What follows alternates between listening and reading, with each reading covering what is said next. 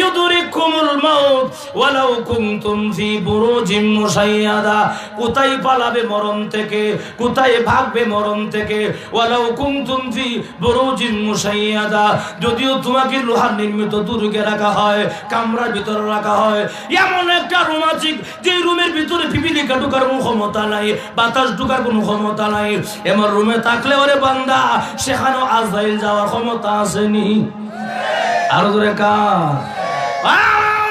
এই জন্য মহান আল্লাহ অন্য আয়াতের মধ্যে বলেন কুল্লু নাফসিন যায়িকাতুল মাউত, প্রত্যেকটা প্রাণীকে মরতে হবে, মৃত্যুর কষ্ট গ্রহণ করতে হবে। এর কুল্লু শব্দটা মহান আল্লাহ আম করে দিয়েছেন। গরু, হাঁস, মুরগি, গরু, ছাগল, কীট পতঙ্গ, মানুষ সকলে মৃত্যুর স্বাদ গ্রহণ করতে হবে। ও মিয়া, আমরা যখন গরু জবাই করি, সাইডটা ব্যাং বাইন্দা যখন গরু জবাই করি, সঙ্গে সঙ্গে মারা যায় না পরে মারা যায়? সাইড সুর দেয় পরে মারা যায়, তা বোঝা করে মৃত্যু কষ্ট দিচ্ছে, জোর ঠিক কিনা? মুরগি জবর সাইড দেওয়ালে মুরগিটা কি লোক মারা যায়, পরে মারা যায়, পরে মারা যায়। হাঁস জবর সাইড দেওয়া যায় 1 মাইল দূরে দাঁড়ায়, ঠিক কিনা? তাহলে বোঝার মৃত্যু কষ্ট হইতেছে, মানুষেরা হবে, মমিনেরা হবে।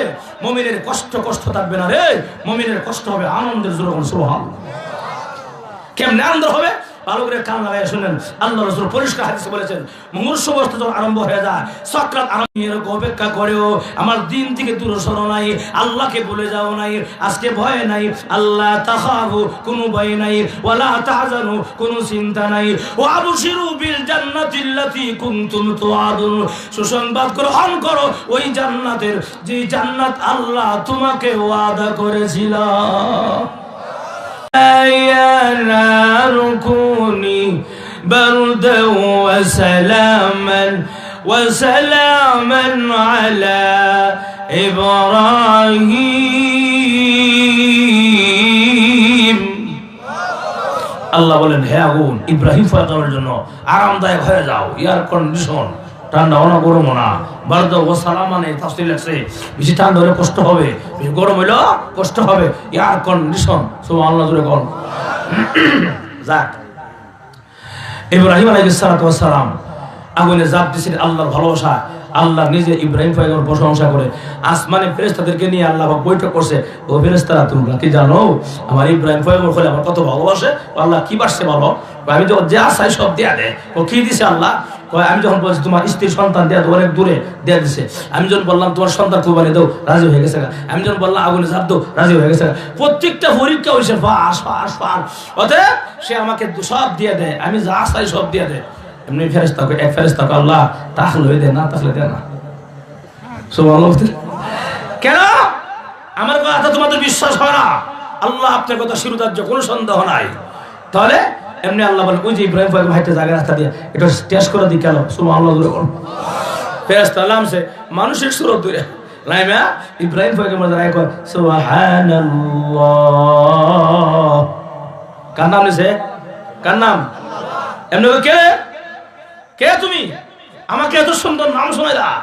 আমি তাকে জীবনের চাইতে বেশি ভালোবাসি, এমন একজন রবের নাম শোনাইলা, ভালো লাগছে, আবার শোনাইবা? হ্যাঁ আবার শোনাবো। তোর মাগনা না, বিনিময় লাগবে। সুবহানাল্লাহ। কি চাও? কি লাগবে? বলে আপনি বলেন কি দিবেন? ঠিক আছে, যদি আমাকে একবার আমার রবের নাম আল্লাহর নাম শোনাও, আমার সমস্ত সম্পদের অর্ধেক সব দিয়ে দিলাম। ভালো লাগছে, মনে তৃপ্তি গেছে না? আবার শোনাইবা? আবার কি দিবেন? আবার যদি আমাকে আমার রবের নাম শোনাও, তাহলে আমার বাকি সম্পদের অর্ধেক সব দিয়ে দিলাম। তো আসতেও দুইবার সুবহানাল্লাহ শুনিয়া সম্পদ সব দিয়া দিছে। আর আমরা যদি একজন ফেরেশতা এসে নামিয়া 1000 বার সুবহানাল্লাহ শোনায়, দুইটা করতে পারতো না। নজর বলছে কিনা? এবার সুবহানাল্লাহ আসতে জোড়ায় না, জোড়ায় কান সুবহানাল্লাহ। দুইবার শুনছে, সব শেষ, ঠিক না? আবার আরো শুনতে মন চায়, নাই তো কেমনে শুনবে? আবার শোনাইবা? আর কি দিবেন? যদি আবার আমাকে তৃতীয়বার আমার রবের নাম শোনাও, আমার ছাগলের ফল সব দিয়ে দিলাম। ইব্রাহিম পয়গম্বর সব দিয়া মনের খুশিতে জায়গা আমার দিছে আল্লাহ, দিছে আল্লাহ, যা চিন্তা নাই, একটা জায়গা। ফেরেশতারা খানা বসা করে, রে ইব্রাহিম পয়গম্বর পরীক্ষা পাস। সুবহানাল্লাহ। অতএব গোপন দেখে আল্লাহ আপনার পরিচয় দেওয়া দরকার, ঠিক না? ইব্রাহিম পয়গম্বর এদিকে আসেন, আবার ঘুরে আসে, কি ব্যাপার? আসেন, নেন আপনার সম্পদ নিয়ে যান, সুবহানাল্লাহ, নেন আপনি ছাগলের ফল নিয়ে যান। কেন? আমি তো নেওয়ার জন্য দেই নাই, আমি আল্লাহর ভালোবাসা দিয়েছি তো দিছি, আমি নেওয়ার জন্য দেই নাই। যাও এগুলো সব নিয়ে যাও, আমার দিছি আল্লাহ, দিছি আল্লাহ রে, অসুবিধা কি তা মাজুর হচ্ছে কিনা? রাত ইব্রাহিম পয়গম্বর, আমরা দুনিয়ার কোনো মাখলুক নয়, দুনিয়ার কোনো মানুষ নয়, আমরা হলাম আল্লাহর নূরের দুই ফেরেশতা। জোরে করুন সুবহানাল্লাহ।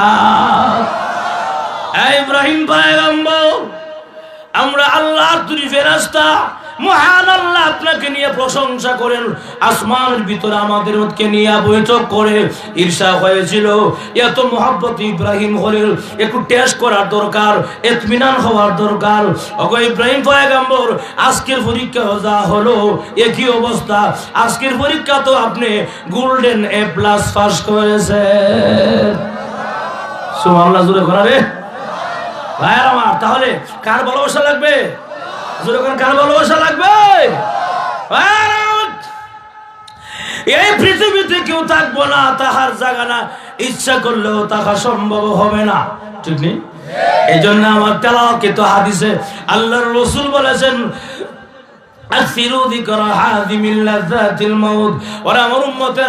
বেশি বেশি পরিমাণে তোমরা মৃত্যুকে স্মরণ করো। কারে? মৃত্যুকে। কারে? মৃত্যুকে। আরেক হাদিসে রাসূল বলেছেন, যে ব্যক্তি দৈনিক 20 বার মৃত্যুর স্মরণ করবে, মহান আল্লাহ তার কবর আযাবকে মাফ করে দিবে। কয়বার? হয় নাই? কয়বার? আরো জোরে কয়বার? আমরা সাল দেখলে মনে হয় মাসে একবার মনে হয়, হুজুর বলছে কিনা? যখন তার বাজে হ্যাঁ আল্লাহর কাছ থেকে সার্টিফিকেট নিয়ে আসতে বাঁচবা, মানে বাঁচবো বাপ সাপ দেখলে মনে হয় যে মরতো না, হুজুর বলছে কিনা? ভাইয়ের আমার, মৃত্যুকে আমরা ভুলে গেছি। এই জন্য আমাদের সমাজে পাপাচার, জিনা, বদমাশি, বেবিচারি, টেন্ডারবাজি, চাঁদাবাজি যা আছে, জুলুম, নির্যাতন সব চলছে আমার দেশের মধ্যে। কেন? মৃত্যুকে ভুলে গেছি আমি। তবে শোনো, মৃত্যুকে আমি ভুলে গেল, মৃত্যু আমারে বলবে, যেখানেই যাও, চাঁদের দেশে যাও, চন্দ্রের দেশে যাও, সূর্যের দেশে যাও, সাতটাও জমির নিচে যাও, সে আজরাইল হাজির। কি না? আমার কথা না, আল্লাহ কোরআনে বলেন, ইযা জাআ আজালুহুম লা ইস্তাখিরুনা সাআ ওয়া লা ইস্তাকদিমুন। আল্লাহ বল, 1 সেকেন্ড আগে নাও হবে না, 1 সেকেন্ড পরে নাও হবে না, যত সময় তোমার কাছে মালাকুল মউত হাজির হয়ে যাবে। ঠিক না? অতএব মরতে হবে, মরণ ছাড়া কোনো গতি নাই। এই জন্য আল্লাহ পাক এই কথাটাই বলেন যে আনিয়ে দাও, কোনো লাভ নাই, মরতেই হবে, পালাইবার জায়গা নাই। সেম এই কথাটাই আল্লাহ পাক আজকে আমার তালাকে তো আয়াতেই দিয়ে বলেন, আইনামা তাকুন। ওদিকে আজরাইল তার রূহটা বের করতেছে, টিপা বের করতেছে, রগগুলা ছিঁড়ে ছিঁড়ে, জোড়া জোড়া টাস টাস করে ছিঁড়ে ছিঁড়ে তার রুহটা বের হচ্ছে। দেখবেন মাঝে মাঝে যে ব্যক্তি সকাল থাকে তার গাম বের হয়নি, কথা বলা হয় না? তার হাজারো কষ্ট হইতেছে, কষ্টের মাঝখান দেয়া আল্লাহর ফেরেশতারা পুরা জান্নাত তার সামনে তুলে ধরবো। সুবহানাল্লাহ। আমার কথা রাসূল নিজে বলছেন, পুরা জান্নাতটা ওই দেখো তোমার, ওই যে দেখা যায় উদর নহর, মধুর নহর, সর্বতর নহর, এই নহর, এই নহর, আঙ্গুর বাগান, আপেল বাগান, এই বাগান, সেই বাগান, ওহরপুরি যা আছে সব দেখা যায় রে। এমনি দেখা যায় হাজারো কষ্টের মাঝখান দেওয়া তার গাম বের হচ্ছে, হাজারো কষ্টের মাঝখান যে যখন তার আপন বাড়ি, নিজের বাড়ি জান্নাতটা দেখে, মুমিন বান্দা জান্নাতটা দেখে হাজারো কষ্টের মাঝখান দিয়েও মুস্কি হাসিমের পৃথিবী থেকে বিদায় হয়ে যায়। রাসূল এটাই বলেছেন যে মুস্কি হাসিমের বিদায় হতে হবে। জোরে বলতে কি না? আমার আসল বাড়ি কোন জায়গা? আসতে হবে কোন জায়গা? আবার যাবো কোন জায়গা? জান্নাতে।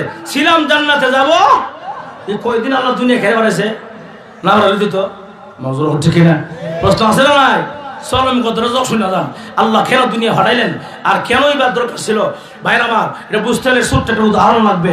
আমরা দেশের মাঝে গরু, আপনার কি বলে, বাজার বার জমে না, হাট বার ধনী জমে না, দেশি মুরগ কিনে কিনা? কথা আমি আগে কথা বলতে হবে, দেশি মুরগ কিনে কিনা? ওই যে ফালবো ডিম দিব, বাচ্চা দিব, ঠিক নেই?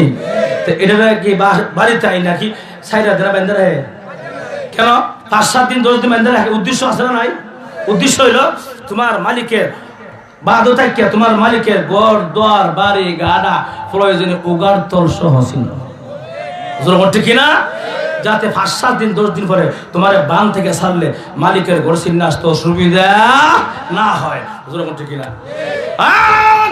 ঠিক তেমনি ভাবি আল্লাহ রাব্বুল আলামিন বলেন, মানুষেরা রে, আমি আল্লাহ তোমাদেরকে জান্নাতে রাখছিলাম কয়েকদিন রে বান্দা, দেখে যা তোর বালাখানা, দেখে যা জান্নাত, দেখে যা হুরপুরি, দেখে যা নদীর নহর, মধুর নহর, সর্বত নহর, শরাবের নহর, সব দেখে যা রে বান্দা। দুনিয়া থেকে আমি আল্লাহরে ভুলে যাইও না, দুনিয়াতে গিয়া দুনিয়ার দান্দায় পড়ে জান্নাত ভুলে যাইও না। আরে বান্দা, তোরা রাখলাম কয়েকদিনের জন্য জান্নাতে, যাতে আবার দুনিয়াতে গিয়াও আসল বাড়ি জান্নাতটা চিন্না আসতে অসুবিধা না হয়ে যায়। ঠিক না? এখন আসো, যেই কথা বলতেছিলাম, মুমিন বান্দা আল্লাহর জান্নাতটা থেকে মুসকে হাসি মেরে পৃথিবী থেকে বিদায় হয়ে যায়। আমরা সকলে চাই কিনা আমাদের মরণ হাসি মুখে হোক? চাই কিনা? আরো জোরে যদি চাই, কবিতার ভাষায় বলেন, এমন জীবন তুমি করো হে গঠন, মরিলে হাসিবে তুমি, কাঁদিবে ভুবন। ঠিক ঠিক? প্রকান্তরিক, এমন জীবন তুমি করিও না গঠন, মরিলে কাঁদিবে তুমি, হাসিবে ভুবন। বান্দারে, জীবনটা এমন করিস না রে বান্দা, তুই মরলে শুধু কানবে আর কানবে, সবাই তোর মরণে হাসবে। আসেনি কনা? এটা মরছে বালুছে নজরে ঘনারি আছে না নাই? আর একটা উদাহরণ দ্বারা তোর বুঝতে সুবিধা হবে। আমরা দেশের ঢাকার রাজধানীতে আরামবাগে মতিঝিলে একটা ফেট বড় আসিন, একটা ফেট বড় আসিন, সুফি সম্রাট বলে দাবিদার, মাঝে মাঝে আল্লাহ রাসূলের মেয়ে ফাতেমাকে নিজের স্ত্রী বলে দাবি করে। হুজুরে কন্যা নাউজুবিল্লাহ। মাঝে মাঝে নিজেকে রব বলে দাবি করে। এমন বন্ড কাফের বাটপার যখন পৃথিবী থেকে বিদায় হয়ে গেছে, কানতে কানতে বিদায় হয়ে গেছে, ওর মৃত্যু দিক সারা বিশ্ববাসী কয় আলহামদুলিল্লাহ, মরছে ভালো হয়েছে। জোরে ঠিক কিনা? এমনও মানুষ আছে যে ওর মৃত্যুতে মিষ্টি বিলাইছে। ঠিক কিনা? বলে কেন? বলে মরছে ভালো হয়েছে, মানুষের ইমান ঠিক থাকবো। জোরে ঠিক কিনা? জোরে খান। এই জন্য কবি বলেন, তোমার যেহেতু মরতেই হবে, এমন জীবন তুমি করো হে গঠন, মরিলে হাসিবে তুমি, কাঁদিবে বন। বান্দারে, জীবনটা সুন্দর করে সাজাও, মরণটা সুন্দর হয়ে যাবে। আর মরণটা সুন্দর হলে হাসতে হাসতে আল্লাহর জান্নাতে চলে যাবে।